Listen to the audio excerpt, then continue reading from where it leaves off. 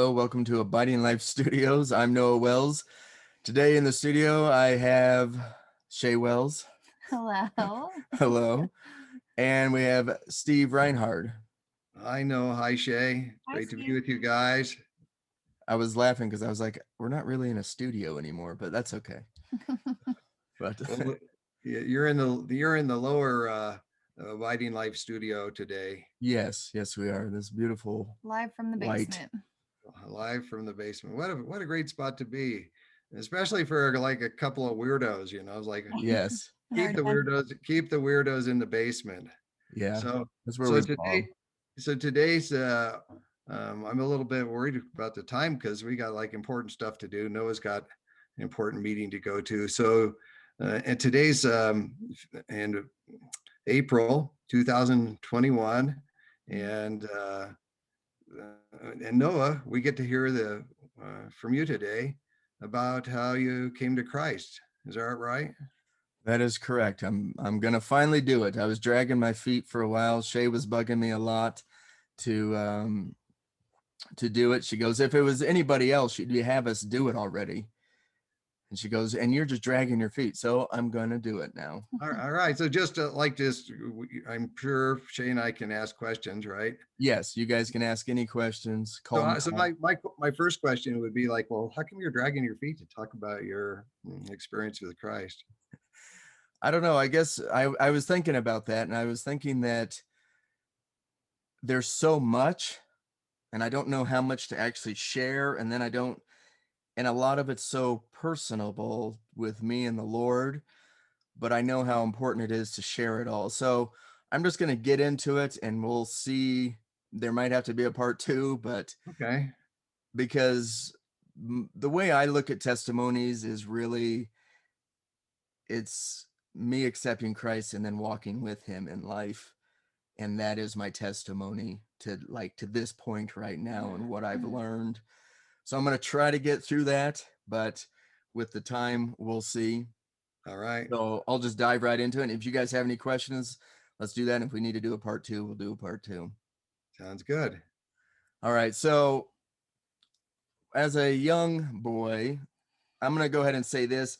I don't really remember ages that well. I don't remember that well of my past, my childhood, and that will come out more down in the testimony, but I'll say sort of ages, but I don't really know because I don't have that good of memories of my childhood, but we'll go for that. So I would say around 7 or 8, I were in school. I was in school and they found out that I was dyslexic. I believe I was in 3rd grade.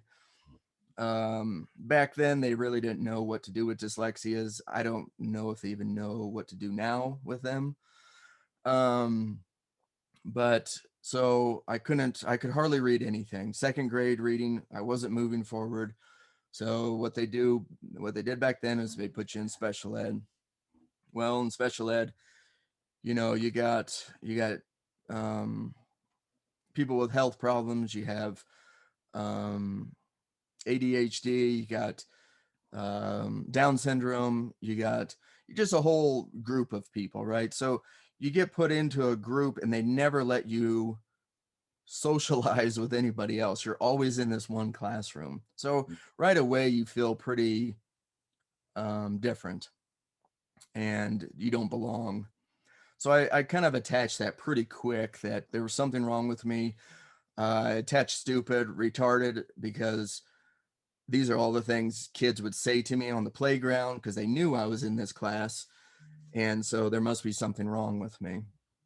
So that was definitely my beginning journey of really despising myself. I know people don't like the word hate, but that's how I talk. So I hated myself. And that was my journey of hating myself. And so that went on for a while. And in the middle of that, that's when I really started having demonic stuff happen around me. Um, I would hear a lot of things of kill myself. I would wake up in the middle of the night and see demons. I remember one time I was in the bathroom and we had this like bunch of shells like in a basket on the toilet. And I was sitting there brushing my teeth and I saw it move. And I was like, no, that can't be. And so I was looking at it again and I was like so terrified. And then it moved, it shot at me. And like the whole basket and everything shot at me. I just booked it. I was so terrified. and that kind of stuff happened a lot in my life, of weird stuff, of Satan, demons waking me up, and then constantly um the voices of telling me to kill myself. You are worthless. God doesn't love you. And I mean, of course, being raised by Mike and Betty, I knew who God was. I knew what he could do, but I also heard someone say that, if you have Jesus in you, you can actually rebuke the Satan, rebuke demons away from you. And so I said, man, I want that. I need that. So really, that's really the only reason I accepted Christ at the very beginning, is because I was hoping that I could get rid of the demons. And so I'd like to say I was around 9 or 10 when I finally accepted Christ. I was outside under our deck and it was pouring rain. And I remember just crying. And, I was so depressed and hating myself. And I asked Jesus to come into my life and, just bawled my eyes out. And it was interesting what God told me when I accepted Christ. Because I told him, I said, now I'm going to rebuke rebuke demons and Satan. I'm so excited now I can do this. And he goes, I'm not going to take them away fully, but I am going to show you why I have them in your life. And I thought, well, crap. The only reason I accepted you was to get rid of these things. So that's kind of like how our relationship started. And it might sound kind of crazy to people, but I really, since I couldn't read the Bible, I really went for the relationship part of it. I really dove into talking to him nonstop because I really felt like I had no one else to talk to about what I was actually feeling inside. I didn't want to scare my parents and say, I didn't want to talk about suicide to my parents. I kept it all in.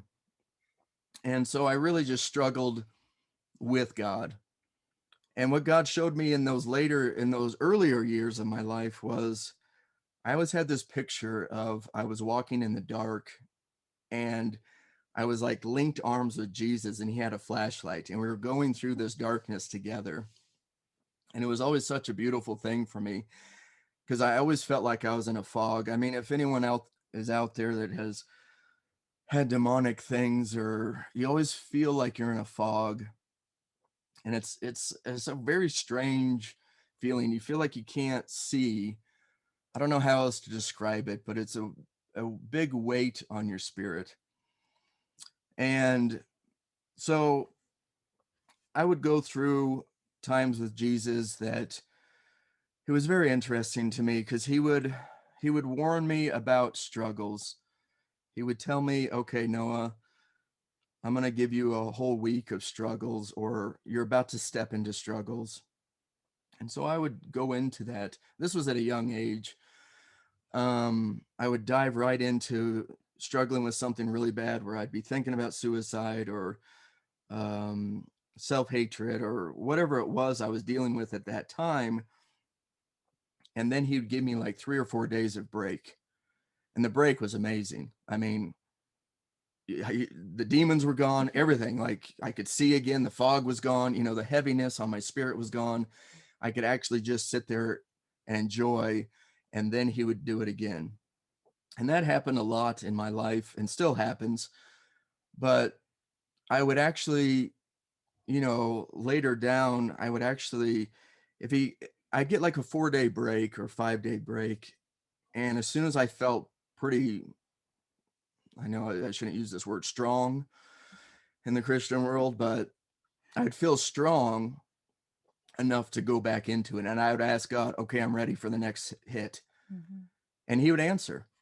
And that's the thing, like, since I didn't know the Bible at the very beginning, and that's kind of explains it too. At the very beginning too, I would ask God, I said, hey, since I don't know the Bible, will you teach me?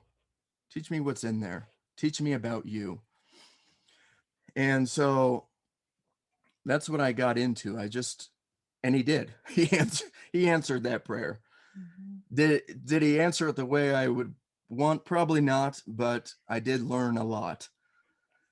Okay, so moving a little bit forward, I was, I would guess 11 or 12. I was sexually assaulted by by a close friend. It was my brother's friend. I trusted him, of course, a lot. Um, he held me down and did it. I didn't scream or anything like that. I mean, you look back at it now and you're like, why didn't you scream? And it's like, well, because it was a scary time. Of course, why would you? You're just freaked out what's even happening. But so that happened, and I remember I remember feeling the guilt and the shame at that time, and almost felt like maybe I deserved it because there's something wrong with me. And so then I I remember what he said to me too. He said, "Don't tell anybody about this or people are going to think you're a faggot." Mm. And I thought, "Well, crap, I don't want that. I don't want people to think I'm a faggot." So, yeah, I'm going to keep it away. And so this is what I did. I asked God to take it from me. I told him to take that. I told him to take the memory away, and I asked him to give it back to me when when I could handle it better. And he did. He answered that prayer. I mean, he did take it away completely. I had no memory of that ever. And so, I didn't have memory of that for until from 12 when it happened till 22 when he let me remember it. But I don't want to go too far ahead right now. Age of 14, I was um still doing very bad about the suicide. At that point I was probably pretty pretty tired, I would say, of the back and forth. Like, people always say, well, God only gives you so much that you can handle, right? And I kind of called BS on that because I said, I can't handle this anymore. I'm, I can't do this. I'm so exhausted of the enemy's attacks on me, the thoughts of myself. I'm avoiding mirrors. I despise myself so much. I just am tired of it. I'm not going to do it anymore. And so I decided I'd wait till everyone goes to sleep and I'm going to end my life. And I'm going to end my life because that's what was, that was important to me because I was done. I was to be in that frame of mind. You don't think about people waking up and finding you. You don't Mhm. think about what that will do to your parents, your brothers and sister. You don't think about that stuff. That is gone. You're only thinking about, let's get this done. And you're actually kind of excited about it because it's actually going to happen and you don't have to deal with this anymore. It's hard to live. I don't want to live like this anymore. So I uh I had a gun. Being in America, most people have guns and you learn how to shoot at a young age and you take all those classes. And so I went and got my rifle and loaded it. It was just a 22, but I knew that I would get the job done if I pointed it right. And so I sat on the couch and I said some choice words to God, you know, called him some names, and I just said, I'm done, man. I'm not I don't want to be your puppet no anymore. I am done. And so I loaded the gun, cocked it, and I put the gun in my mouth and I pulled the trigger. And the amazing thing what God did was it just clicked, it misfired. And God spoke to me right then and said, "It's not your time." Very loud. It's usually he talked to me pretty quietly. And this is the first time he actually was pretty loud. And he said, "It's not your time." And I just dropped and I just bawled my eyes out. And, a lot of feelings came over me of love and just how much he can control things. And I realized he did really love me. And, I don't know, maybe he was just trying to show me that's what it was. I don't know. But the next day, I remember feeling pretty grateful that he had stopped that. But at the same time, I kind of felt trapped. Because then I almost felt like, okay, I can't kill myself. So he can stop a gun from going off. So what is my choice now? I have to just deal with this now. Mm-hmm. So I tried to dive more into him and still getting the demonic attacks, which weren't great. And so then I went to cutting myself because I thought, well, at least I can cut myself. I can control that. I don't think he'll stop the blade from going into me. So I got really into cutting myself, wearing long sleeve shirts, hiding that from. By then, my dad was traveling a lot. So really, all I had to do is hide it from mom. So, and I was riding motorcycles a lot. So anytime they did see it, I think my dad saw a scratch on my, a bad cut on my arm. And I said, "Oh, I was going through some trees when I was riding motorcycles and that was cut." I'm sure he didn't believe that at all, but he let it go. And then when that wasn't good enough, then I started burning myself. We're good. Okay. You have time. Okay. So then I started burning myself and that, I know it's going to sound really weird, but it might not sound weird to other people that have done that and hurt themselves that way. But that release, the feeling of burning yourself, of very painful. Okay. I'm going to say it is very painful, but to take that focus off of what was going on around me and focus on that burn, even though it sometimes only lasts like 30 seconds, it was so worth it. Mm-hmm. It was so worth it to me at that point to be able to burn myself and think about that and actually get a little bit of freedom.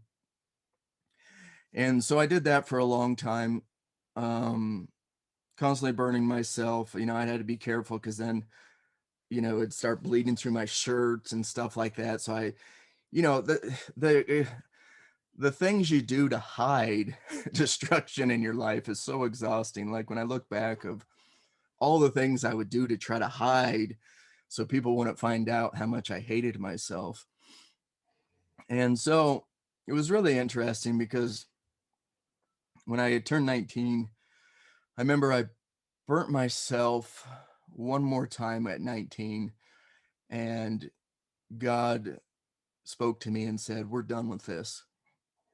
And I said, "Really? We're done with," I was like, I'm actually kind of excited because it actually hurts really bad.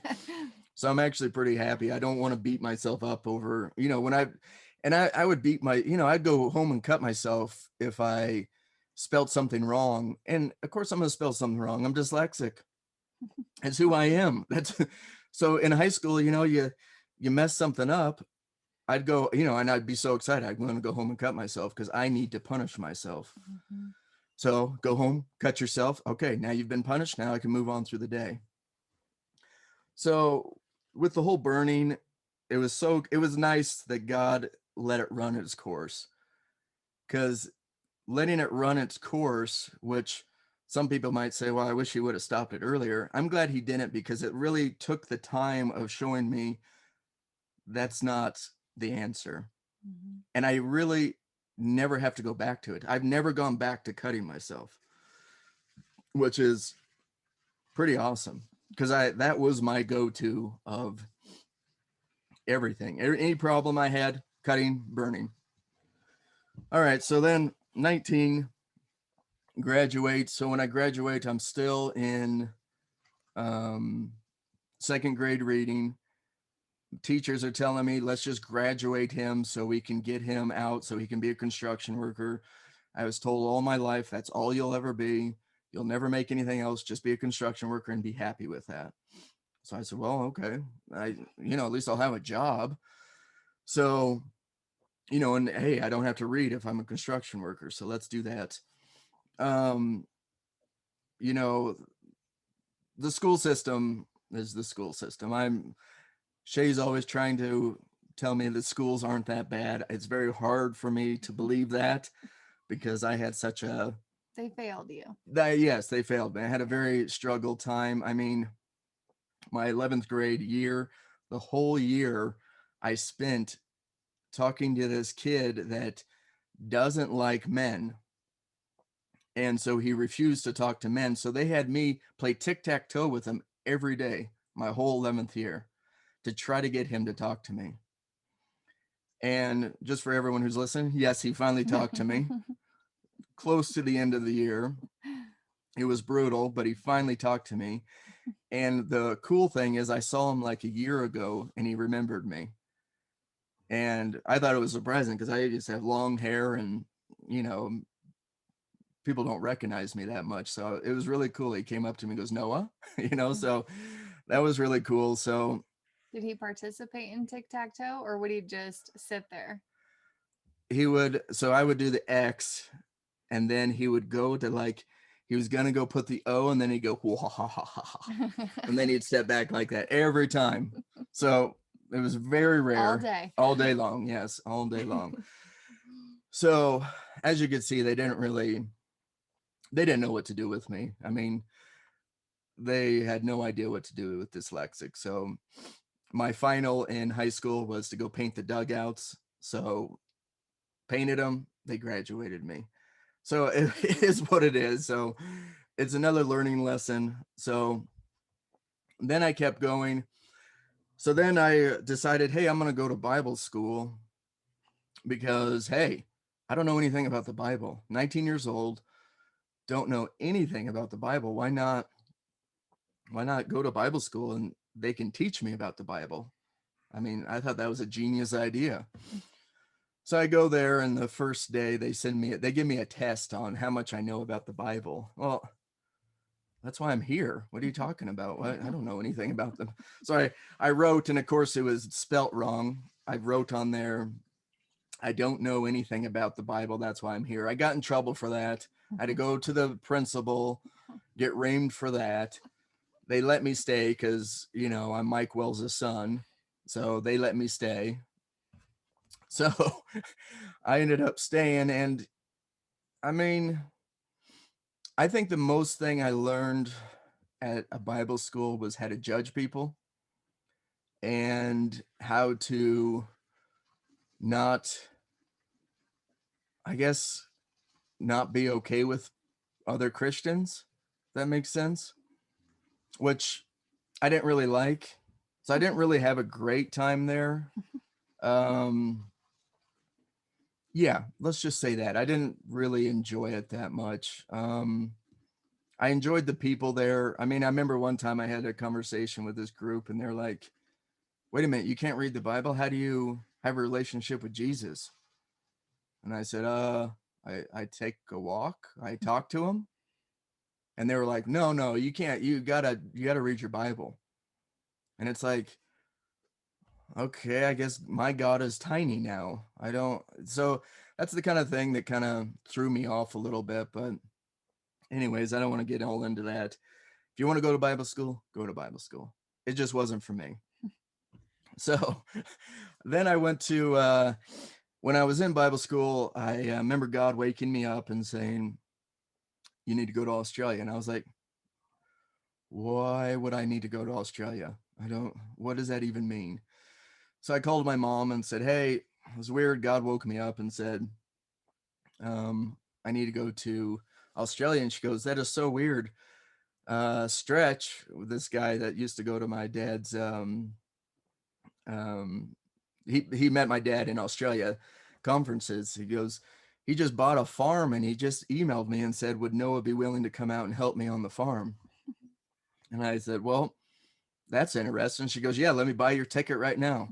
So she went ahead and just bought my ticket. She goes, well, let's do it. And that's the great thing about old Betty is she will, like, if I say that God's telling me to do something, she's like, let's do it. Buy your ticket, go.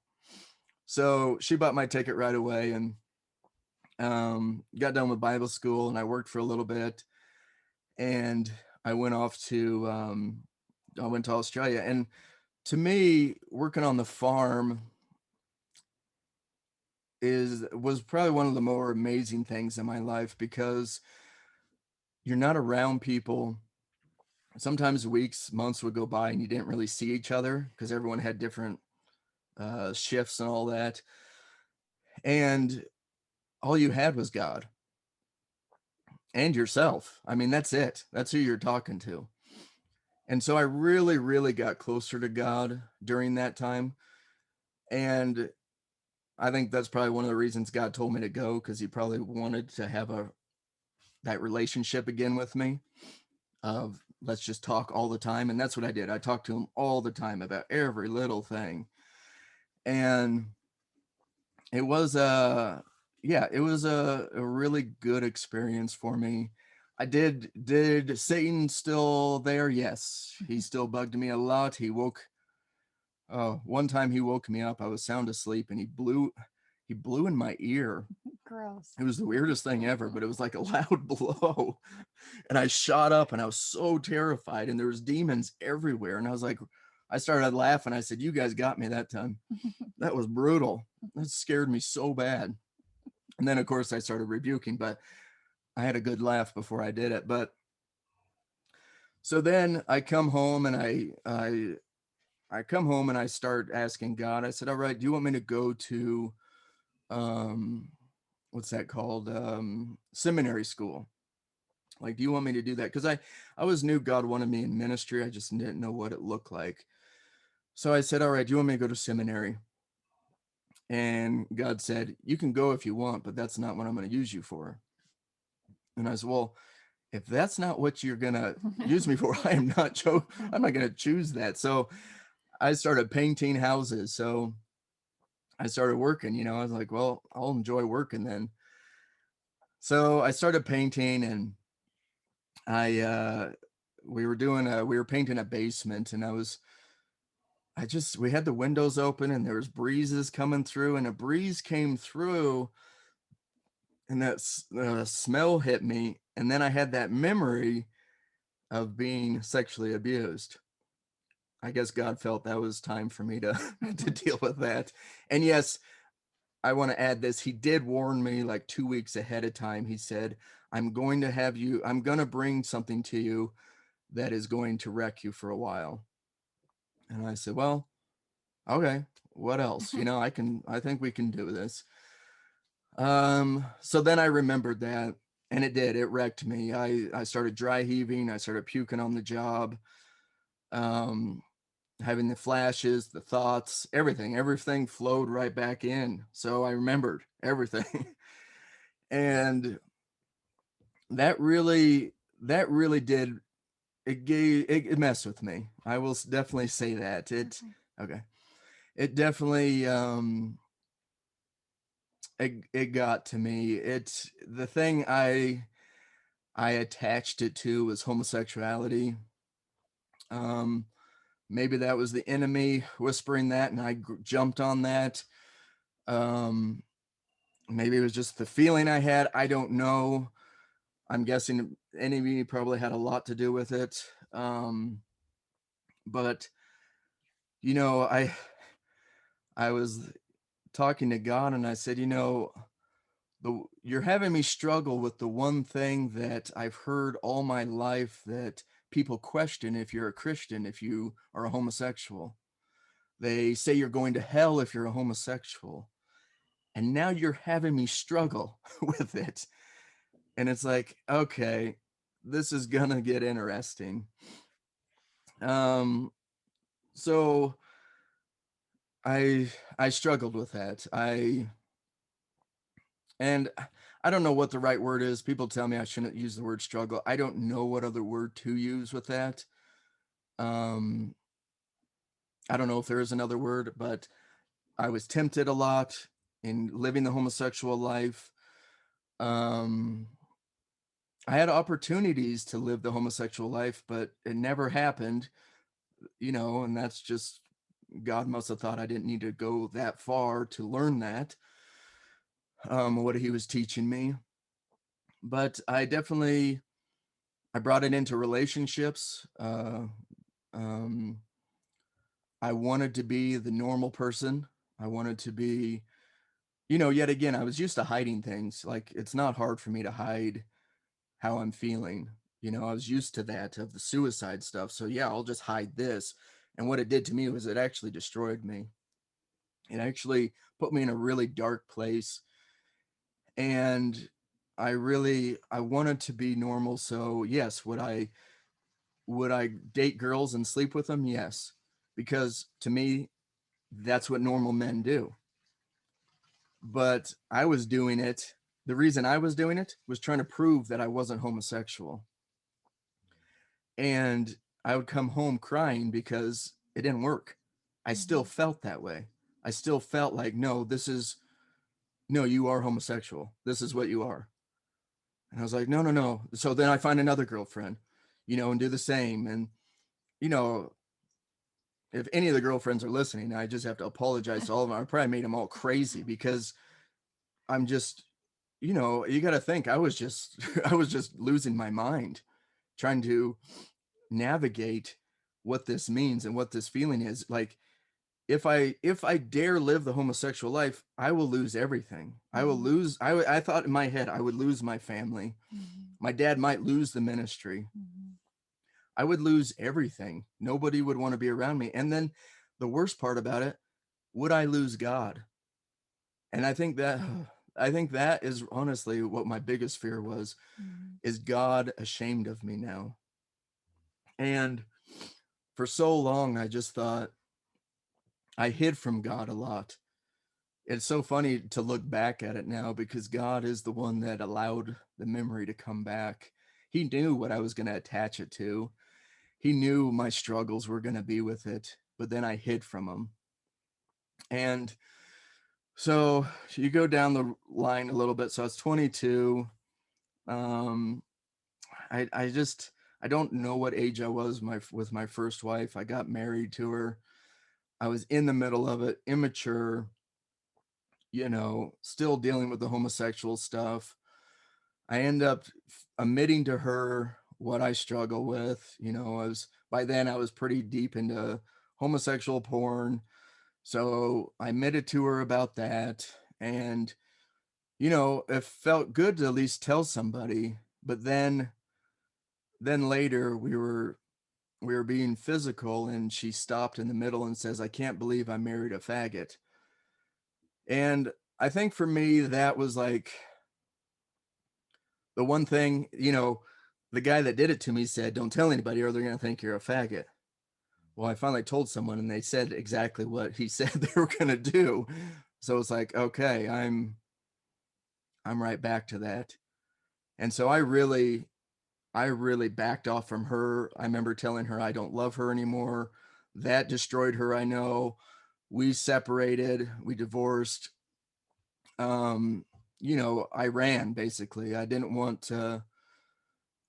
know how I could trust her again, I guess. Whatever. It is what it is. It just I don't blame her. I blame myself more than anything of all that relationship because I was in such a bad place in my life that I really shouldn't have been dating anybody. But anyways, so um fast forward a little bit then. What age was I when I met you? 28 or 29. 28 or 29. I meet Shay and we hit it off. And the nice thing about Shay is a lot of people don't know this, but when we first met, we only text for a month or 2 months.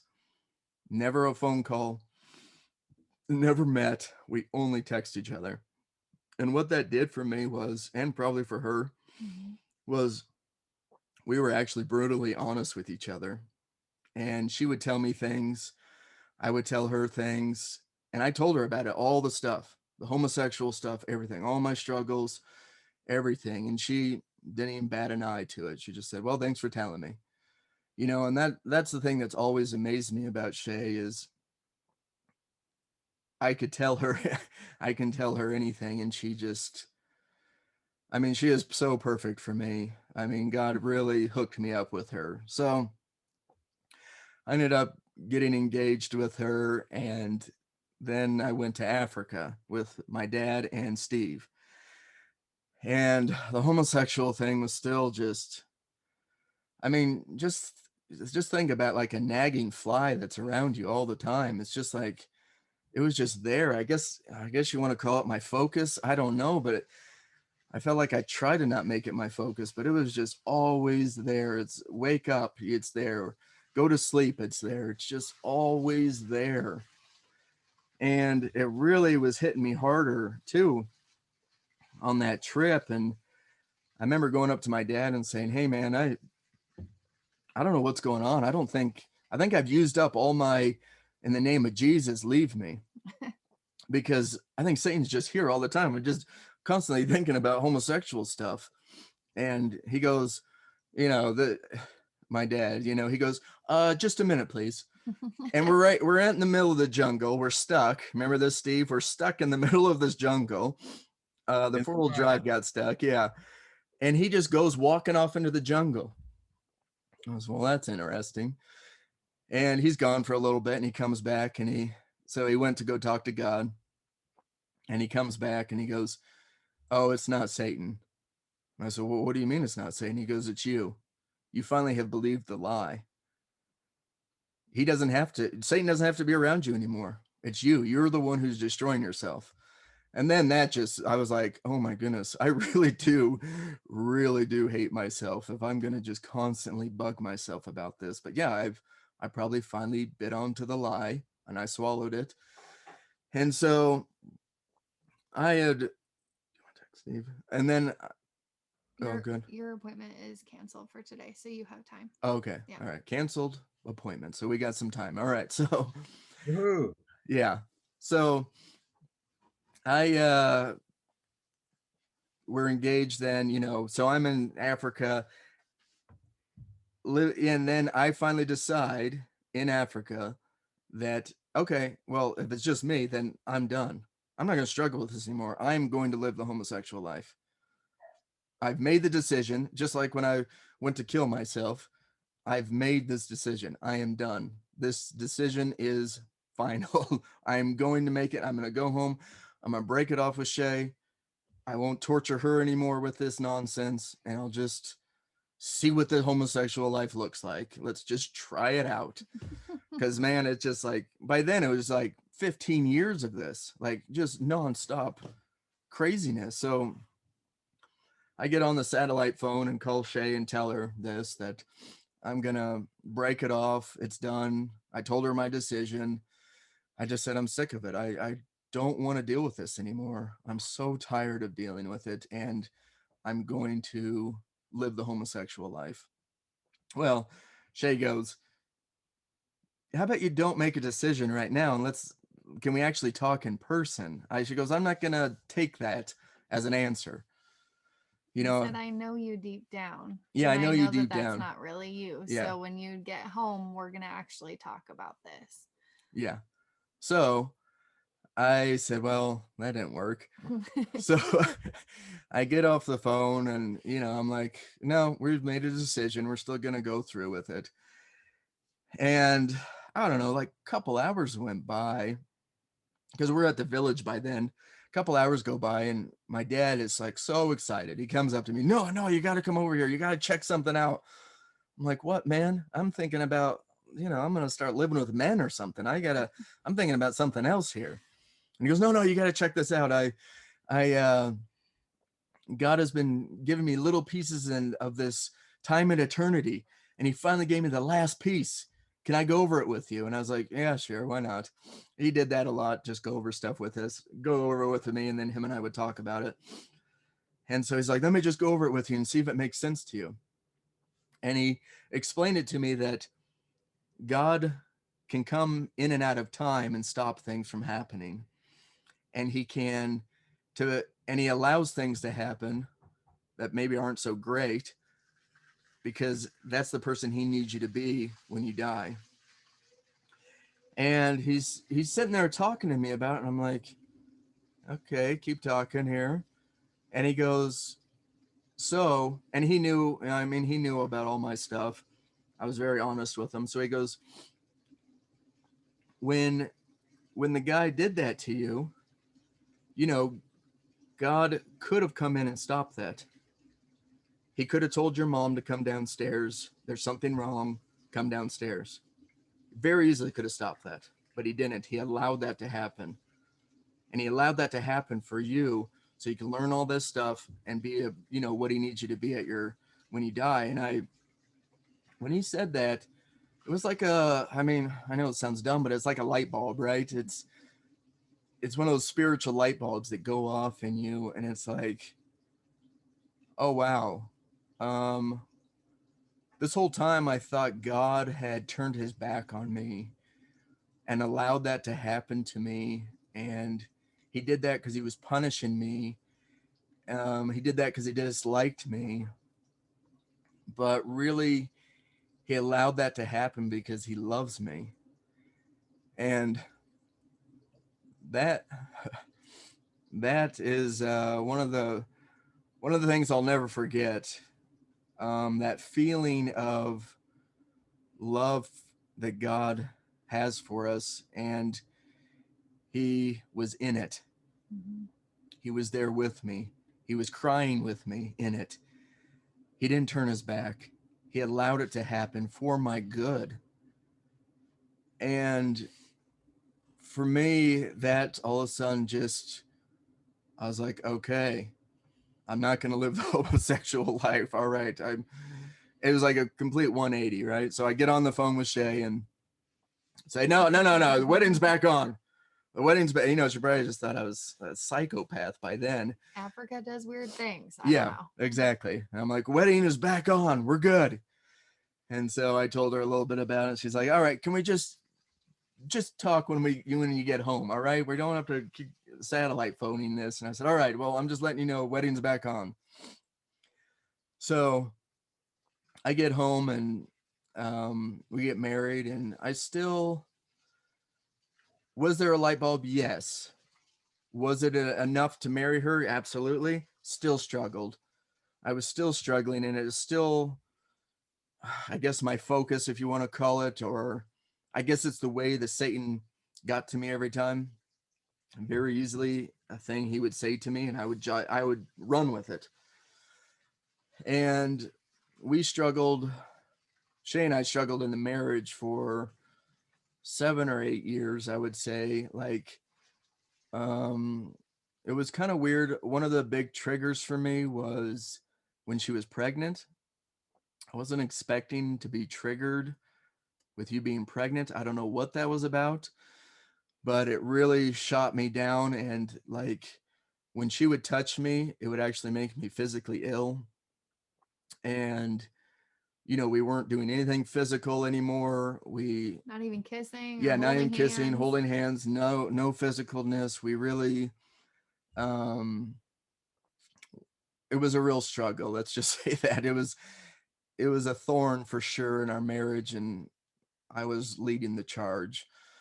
And that went on for a while, and then in the middle of that, my dad passes away. And God also warned me about that a month ahead of time, I believe. He told me another thing was going to happen. And I was like, man, I'm still in the middle of this one. You want another thing to happen? Like, what am I doing here? So and then my dad passed away in the middle of it, and we're still just wrecks. I remember days would go by where I'd be heading off to work and Shay would just say, I'll be praying for you. And that was our relationship. We were definitely roommates for a long time. But to fast forward a little bit on that, because we learned a lot in that, and I don't want to go too much into that. We can maybe do a marriage one on that, but I learned a lot in that. And um, I realized, well, Shay actually brought it to my attention that she goes, you're just struggling with the word, She goes, you hate words, right? And I said, yeah, I hate words. And she goes, yeah, and you're struggling with just a word. And I'm like, well, what are you talking about? And she goes, you're struggling with a homosexual word. What is that? What does that even, like, who cares? She goes, what if you are homosexual? Who cares? You're with me. And for some reason, that was the thing that really, and I mean, I'm sure God told her to tell me that, because it yet again clicked with me. And all of a sudden I was like, yeah, what if I do say, okay, I'm a homosexual, now what? And so I did that. I said, okay, I'm a homosexual, now what? And all of a sudden this freeing feeling came over me, and all this stuff, all this healing came over me. And it was like, yeah, you've been dealing with just some word that's not even true about you. Mm-hmm. Just spent time Just, proving a lie. yeah, just spending time, yeah, trying to prove a lie. And once I said it, one, the enemy had no hold on me anymore. Because anytime he came to me, he goes, you're homosexual. I'll go, yeah, you're right. Now what? It's like a bully, Well, now what? What do you have now? Well, I got nothing. Mm-hmm. Oh, okay. Well, thank you. I got Shay. So, so that really helped me get through it. And would I say today, do I struggle with that? I would say there's times I do. I wouldn't say I'm perfectly, and I don't really want to be perfect. So would I say I'm perfectly healed from that? I would not. I still think of it in the morning, or it pops into my head in the morning, but it is starting to fade more. But during all this, I wanted to add this, and then you guys can ask questions or whatever. I remember driving to work one day painting, and I was blaming the guy that did all this stuff to me. And I was saying, I'm a bad father because of it. I'm a bad husband because of it. I'm addicted to porn because of it. I hate myself because of it. I struggle with homosexual stuff, and I was just sitting there blaming this guy. And God stopped me dead in my tracks and said, you chose all that. And man, that hit me like a ton of bricks. He goes, this is what he said to me. I was right here and you could have chose me this whole time, but you chose all this other stuff to try to fill you. And he goes, I'm right here. Just choose me. And so yet again, another learning lesson in my life where I got to actually choose him and see what he did with it. And what he did was started working on healing, like actual healing, instead of just adding stuff in to try to get healed from it, of the world or whatever, I'm trying to grab of healing, instead of just going straight to the source, the one who actually can heal us, and that's God. And once I actually chose him, and not saying I didn't just choose him once, I had to choose him daily, minute by minute, hour by hour. I had to choose him all the time. And I think that's what he wants. I think he wants us to choose him all the time. He wants to be the center of our lives, the center of our conversations with him. And the other thing I learned so much with him is I can come to him and tell him anything. I can ask him anything. I can, I can, I can call him anything. And he's still there with me. He's still there teaching me things, loving me through it, loving me through my frustrations. And at this point in my life, I'm enjoying going into the hardness of life. I've been getting triggered more with like doctor's appointments, and being absolutely terrified going into these doctor's appointments and knowing that I'm going to get triggered and allowing myself to feel these feelings, which I usually have never done. I usually walk away from it or hide it or share with my doctor that, hey, I've been sexually abused.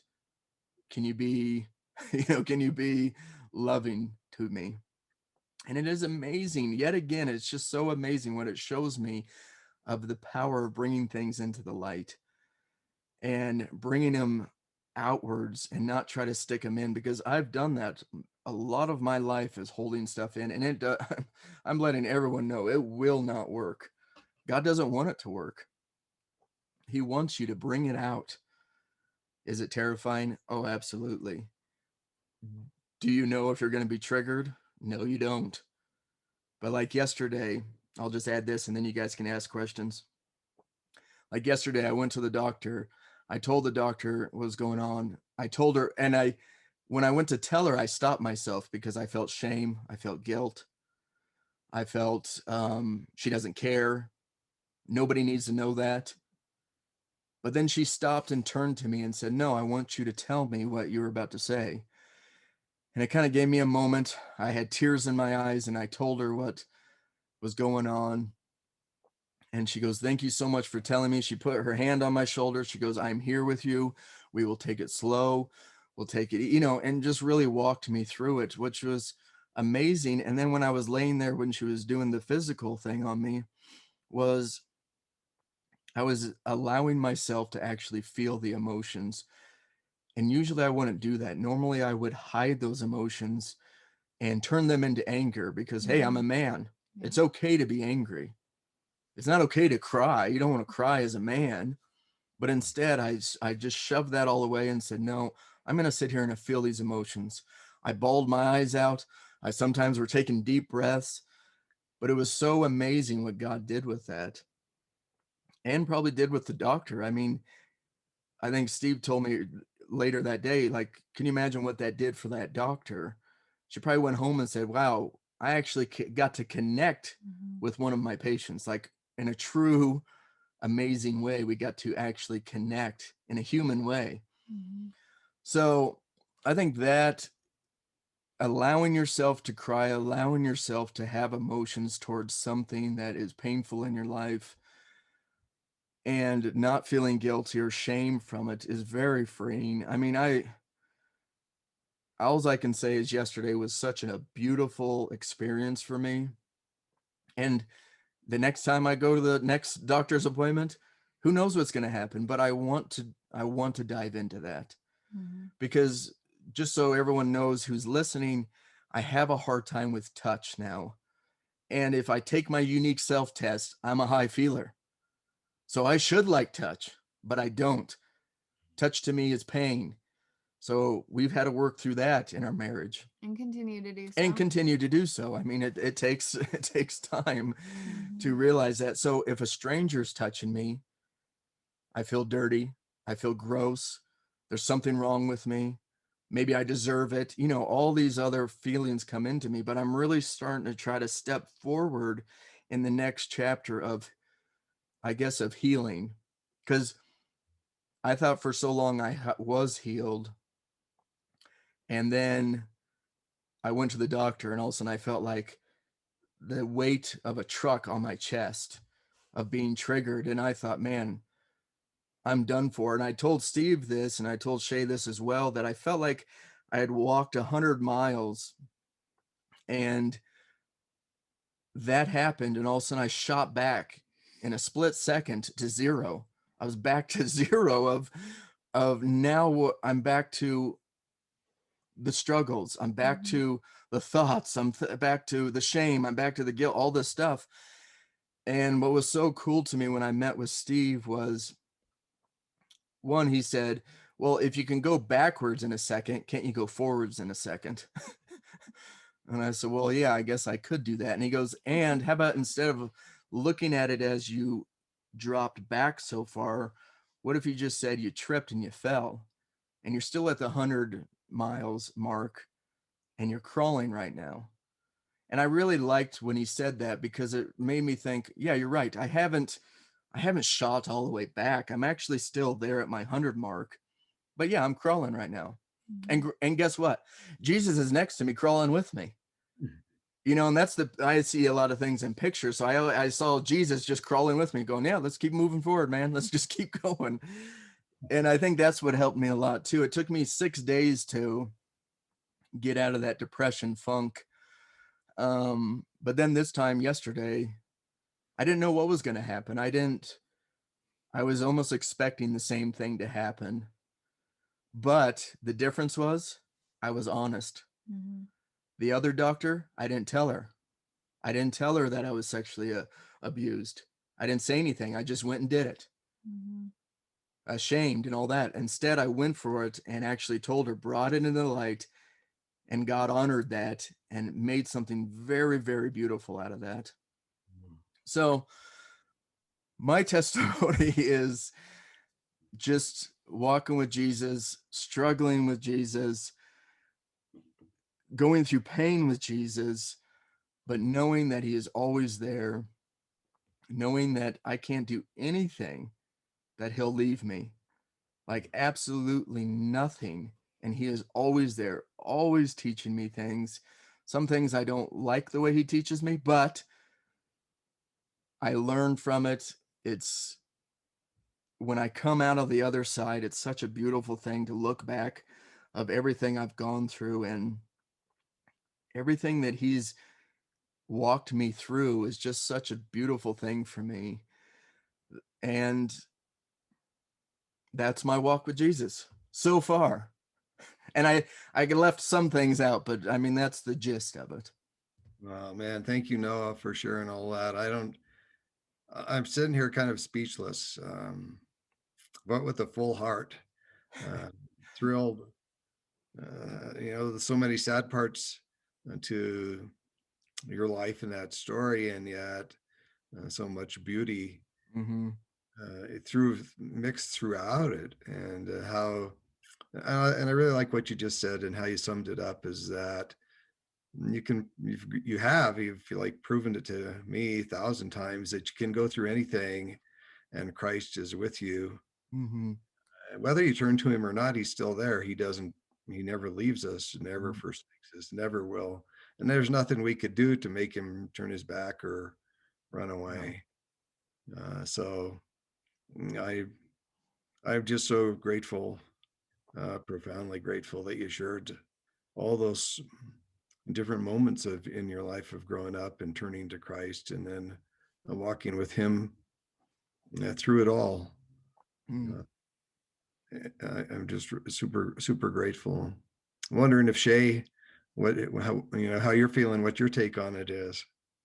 Well, my only question that I had, but you kind of summed it up at the end, was, yeah, you've had a lot of emotional pain and life circumstances. I also know firsthand that you've also had a lot of physical pain Mm. and a lot of food allergies and this throat disease that is really difficult to navigate. Mm-hmm. And you've had a lot of illnesses too, and allergies on top of not being able to heal illnesses because of allergies. And, there's a lot of other physical things. And so, a lot of people look at you and go, oh, well, God has never talked to me that way, and I've never heard him the way that you do. Mm. So I know your response to a lot of people is, well, it took a lot of hard stuff, right? Like you went through all this physical pain, which made you press into God, and Mm-hmm. emotional pain, which had you press into God. Yeah. Would you have preferred to skip all of the pain and have a different relationship with God, or are you happy, I guess, because the pain has taught you so much? Yeah. I mean, I'm sure there's days that I wish I could have had it differently of learning, but I can't even say that, because if I could go back and change, being sexually assaulted, I would say no, even though it was painful. It's taken, 15 plus years of struggling with that. I would still say no, I would keep it just because I've learned so much.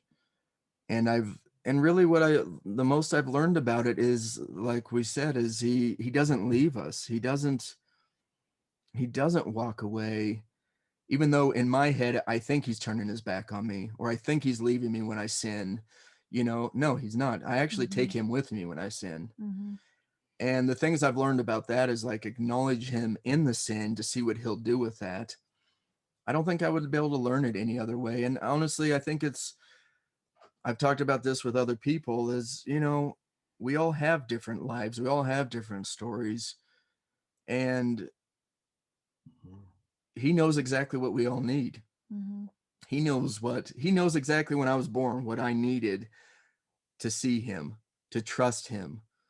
And that's what it's looked like for me. It might be an easier road for somebody else. And for people who say, well, I don't hear God like that, or that's hard for me too, because I think we all hear from God. It's just, do we really want to hear it? Do we really want to take that left that he's telling us to take? No, I want to take the right because I want to do it. And I think, and then we say, oh, we didn't hear God, or I don't hear from God. And it's hard for me to believe that, because I think God talks to us all a lot. It's just, we don't take the time to actually listen. We don't take the time to have a relationship with him. We don't take the time to take a walk and just talk to him about the problems. And that's the thing, I think, where a lot of us are ashamed, or we feel guilt to go to him and say, well, you've already done so much for me. But now how am I going to go to you and complain? Or ask for more. Or go ask for more, yes. But he's such a huge God. I mean, he's talking to me, he's talking to you, he's talking to Steve, he's talking to people all the way in Australia. He's talking, I mean, right now, at the moment. He's loving on all of us right now. He's such a huge God. And so for me, if you want to like really have that relationship, you got to put some time into it. You got to ask him questions. Like, even like I do dumb things. Like I go to the store and say, what bread should I get? It's like, I like to choose him in every part of my life, and not just pick and choose when I think he should come into my life when I need something. And yeah, do I have pains a lot? Yes, I'm in pain right now. My knees and ankles hurt really bad right now. But okay, I just I don't care, because he is so big. If he wanted me not to be in pain, he can take that away. If he wants this throat disease to go away, he'll take it away. But I'm learning something in all of this. I learned so much in pain. Main thing learn in pain is it makes me stop, and it makes me go to him. And even if I'm crying out to him, I'm talking to him. The relationship's there. Even if I'm yelling at him, the relationship's there. And I think that's the beautiful thing about God, is he just wants us to talk to him. And it was funny, a while ago, he always gives me dreams sometimes. And this dream he gave me was, I was in a car with Jesus, and Jesus was just driving along, and we're just chatting away. And I kept grabbing the steering wheel and yanking on it to take us somewhere else. And he would go like this, and then he'd straighten it back up and keep going. Then I'd yank it again. And I woke up laughing, because I said, man, that is exactly what I do with him. I always just try to yank that steering wheel and go the direction I want to go. And then he straightens it back out for us. And then we yank it again, and then he straightens it back out for us. So I really enjoyed that he gave me that, because it just shows me my relationship with him. And I'm guessing all of us do that. I don't think I'm alone on that. Some people might not like to admit that, but I think we all go to him. And yes, I mean, the pain gets annoying. I'm sure if anyone who's listening they get pain, but take advantage of that pain. Lay down in your bed and talk to him. That's a perfect opportunity to start that relationship with him.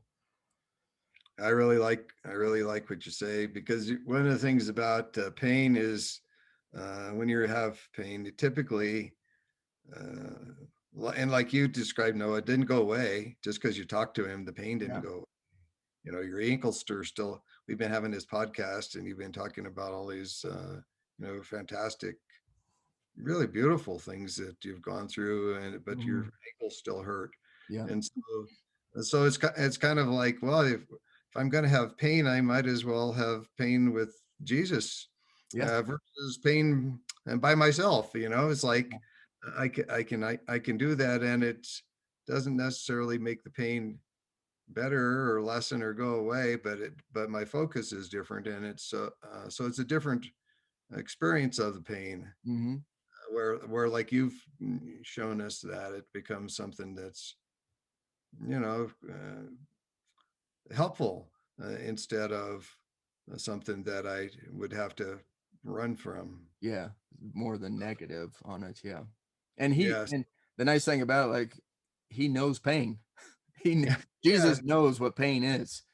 Yeah. So go to him, talk to him about it. Yeah. Mm. Yeah. Yeah. You're not talking to some uncaring doctor, Yeah, who's exactly. just trying to give you an aspirin. Yeah. You know, he gets it. He really does get it. Yeah, So, he does. wow. Well, thank you so much for sharing your testimony with us today and your walk with the Lord. Because it's one thing to like turn to the Lord, which is beautiful and necessary, but to turn to Him over and over and over and over again, like you've described it, I Mhm. think that's super helpful for me to hear, because sometimes we think, well, like I've turned to the Lord, and it's kind of like, well, I've gotten married, Yeah. yeah, but then I don't. Relationships do need to be nurtured, Mhm.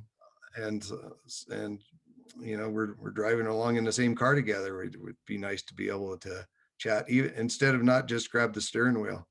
Yeah, Mhm. exactly, yeah. And it's nice to think that he is willing to go into the darkness with you. Right on. He's not afraid of the dark, so hey, go hand in hand with him in that Mm. and see what he'll do with it. Yeah. I think that's the cool part, is when you can actually do that and allow him to come into it in your sin and say, "Hey, Jesus, I'm about to go sin. I'm acknowledging you're with me. Come with me and do something with this." I think and that's scary for people. People will say, you shouldn't do that. But Yeah, and a sin, and also like you mentioned, or sometimes I think actually I think our emotions are a whole lot more scary to us than our sins. yeah, Uh, that we're afraid to actually feel guilt or feel shame or feel embarrassment or anger, yeah, and so to invite him into when we're having those feelings too is like, oh, mhm, I'm feeling ashamed with this doctor. I'm gonna invite you to go be with me. Let's go to this appointment together. I think yeah, that's helpful for me to think about that. I yeah. can I can do that. When I go get chemo on Friday, I'm gonna follow your lead again, I once like again, it. and because it's always there's always a lot of big question marks about going to see Hmm. doctors for your health. So Yeah, thanks so much for sharing your life with us. yeah. Well, thanks for letting me share it, and we're probably running far over on time, but you guys have anything else to add, or we done with this one? I really appreciate you sharing with us, and I think it's super helpful to just hear your story and what you've walked through. And I'm like I said, profoundly grateful that you've shared your heart and life with me and with us, with the podcast listeners. Yeah. And I'll end it with this, like, no matter where you are in life right now, you can start the relationship right now. No matter what you've done or choices you've made, doesn't matter. You can start it right now. He is waiting for you. He wants that relationship so bad. So just start it up. How would Conversation easy. how would I do that? Just thinking outside, what somebody might hear when they hear that. Well, how am I going to do that? Like I'm up to my eyeballs in this crap. Yeah, the thing I like to do when I'm right in the middle of crap is I say, "Hey, Jesus, how's it going?" Just as simple as that. I don't try to sugarcoat anything or try to talk real spiritual. I just like talk to him like I would talk to a friend. "Hey, how's it going?" Mm, nice. And then just go from there, and then just start talking to him about your stuff. I mean, like I said, I've talked to him about, why do I find men attractive, you know? And guess what? He'll show you, or he'll tell you. You can ask him absolutely anything, and he is not afraid of it. That is the beauty thing of having a living God, and definitely having him live in us. That's the cool part. And so, yeah, I mean, just the simpleness of just saying, "Hey, Jesus, how's it going?" Nice. Or, "Hey, Jesus, if that's all you can do." I Or, "Hey, like Jesus, I hate this day." Well, amen. He gets it. He's there with you. He sees your pain. He sees your struggle. So acknowledge him and see what he'll do with that. I So, like yeah, I like to simplify anything I can. So Did if Jesus is willing to talk to someone who can't read his word, I think you're okay. I think anybody can go and talk to him. sounds wonderful and kind of scary too. Yeah, it is terrifying. Definitely if you haven't done it in a long time. That's why it's sometimes you only get a couple words out, which is fine. He's tickled pink if you just get something out. He just wants relationship so bad with us. All right, love you guys. Love you to the listeners, and we'll do another one very soon, I bet. All right. Thank Bye. you.